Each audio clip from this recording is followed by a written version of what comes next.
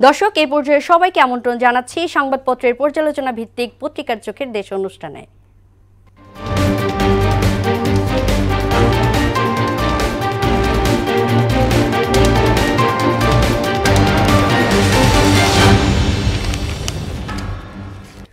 দর্শক, অনুষ্ঠানে আজকের অতিথি মোহনা টেলিভিশনের বার্তা সম্পাদক সুমন মুস্তাফিজ। সুমন, পত্রিকার চোখের দেশ অনুষ্ঠানে আপনাকে স্বাগত জানাচ্ছি। কেমন আছেন? ভালো আছি, ধন্যবাদ। জি সুমন, প্রতিদিনকার মতো আমরা পত্রিকার হেডলাইনগুলো পড়ি। যেহেতু আজকে পত্রিকা নেই, আমরা হেডলাইনগুলো নিয়ে আলোচনা করব। প্রথমত যেই হেডলাইনটি নিয়ে বা শিরোনামটা নিয়ে কথা বলতে চাচ্ছি সেটা হচ্ছে যে বাংলাদেশের পণ্যের যুক্তরাষ্ট্রে 37% শুল্ক আরোপ করেছে। হ্যাঁ, বাংলাদেশের রপ্তানির বাণিজ্যে এর প্রভাবটা কেমন পড়তে পারে বলে আপনি মনে করেন? ধন্যবাদ আপনাকে। এটা তো মানে বাংলাদেশের জন্য রপ্তানি বাণিজ্যের ক্ষেত্রে বলতে হবে বড় দুঃসংবাদ।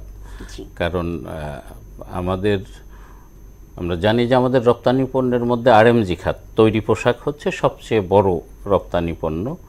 তো এটির জন্য সবচেয়ে বড় বাজারও আবার যুক্তরাষ্ট্র। বাংলাদেশের সবচেয়ে বড় বাজার যুক্তরাষ্ট্র, অন্যান্য দেশও আছে, ইউরোপের বেশ কিছু দেশ। তো যুক্তরাষ্ট্র আমাদের সবচেয়ে বড় বাজার। তো সেখানে আমাদের পণ্যগুলো আগে রপ্তানি হতো 15% শুল্কে, সেখান থেকে আরও এক ধাপে 22% বাড়িয়ে করা হয়েছে 37%, যেটি আমাদের আরএমজি খাতে নেতিবাচক প্রভাব তৈরি করতে পারে বলে মনে করা হচ্ছে। পাশাপাশি একটি মানে ইতিবাচক দিক আছে যে বাংলাদেশ ছাড়াও অন্যান্য বাংলাদেশের প্রতিদ্বন্দ্বী আরএমজি সেক্টরে বাংলাদেশের প্রতিদ্বন্দ্বী বেশ কিছু দেশের উপরে শুল্ক বাংলাদেশের চেয়েও বেশি বাড়িয়ে দেওয়া হয়েছে, যার মধ্যে আছে ভিয়েতনাম, চীন, জাপান কম, বেশ কয়েকটি দেশের আপনার শুল্ক বাংলাদেশের চেয়েও 37%-এর চেয়েও বেশি, 49% পর্যন্ত বাড়ানো হয়েছে কোনো কোনো দেশে। তো স্বাভাবিকভাবেই ওই দেশগুলো বাংলাদেশের চেয়ে একটু বেশি সংকটে থাকবে তাদের রপ্তানি ক্ষেত্রে এই ট্যাক্সের কারণে। তো সেই বিবেচনায় মানে আমি মনে করছি যে খুব বেশি হতাশ হওয়ার কিছু নাই। আর আরও একটি বিষয়, আমরা যতটুকু জানি যে তৈরি পোশাক খাতের রপ্তানিতে ভালো অঙ্কের একটি মুনাফা করতেন রপ্তানিকারকরা। তো সেখানে যেটি ঘটতে পারে সেটি হচ্ছে যে হয়তো লাভের অঙ্কটা কমে আসবে তাদের।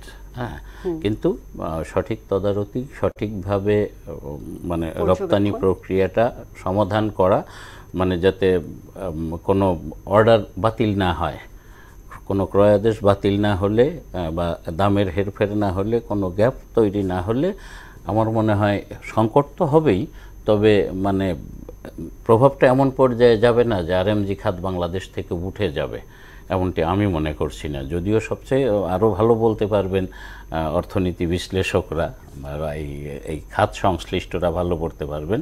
তবে এটি মানে স্বাভাবিকভাবে মানে ধরে নেওয়া যায় নেতিবাচক একটি প্রভাব পড়বে, এবং সেটি বিশ্ববাজারে অলরেডি শুরু হয়ে গেছে। আমরা গতকালই জেনেছি যে সারা বিশ্বে আপনার পুঁজিবাজারে একটা অস্থিরতা তৈরি হয়ে গেছে, সোনার দামে একটা অস্থিরতা তৈরি হয়ে গেছে। কারণ রপ্তানি যদি ব্যাহত হয় যে কোনো দেশের, সেটা শুধু বাংলাদেশ নয়, রপ্তানি ব্যাহত হলেই স্থানীয় বাজারেই মানে তার প্রভাব পড়বে, এবং এই প্রভাবটা একেবারে নিত্যপণ্য ভোগ্যপণ্য পর্যন্ত চলে আসে।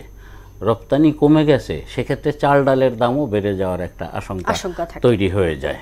বিশ্ব অর্থনীতি, বিশ্ব বাণিজ্যের ওপরেই একটি নেতিবাচক প্রভাব তৈরি হবে, এবং এটি শুধু বাংলাদেশ নয়, যেমনটি আপনিও বলছিলেন যে অনেকগুলো দেশের ওপরে এই শুল্ক আরোপ করেছেন।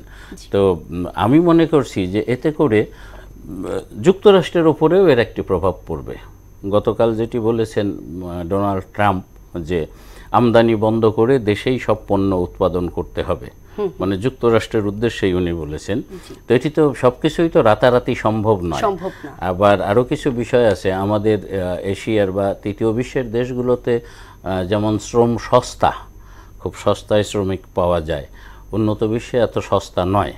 এবং তারা একটি পণ্য তৈরি করতে গেলে, আমি যদি একটু মানে একটা উদাহরণ দিই, যে ধরেন জাপানে একটি পোশাক ধুয়ে আয়রন করে পরিষ্কার করে যেটুকু শ্রম দিতে হয় আরেকবার পরার জন্য, ওই শ্রম দিয়েই একটি নতুন পোশাক কিনে ফেলা যায়, আরেকটা যার জন্য তারা একবারের বেশি কোনোটা পরে না বা পরা দরকার হয় না তাদের।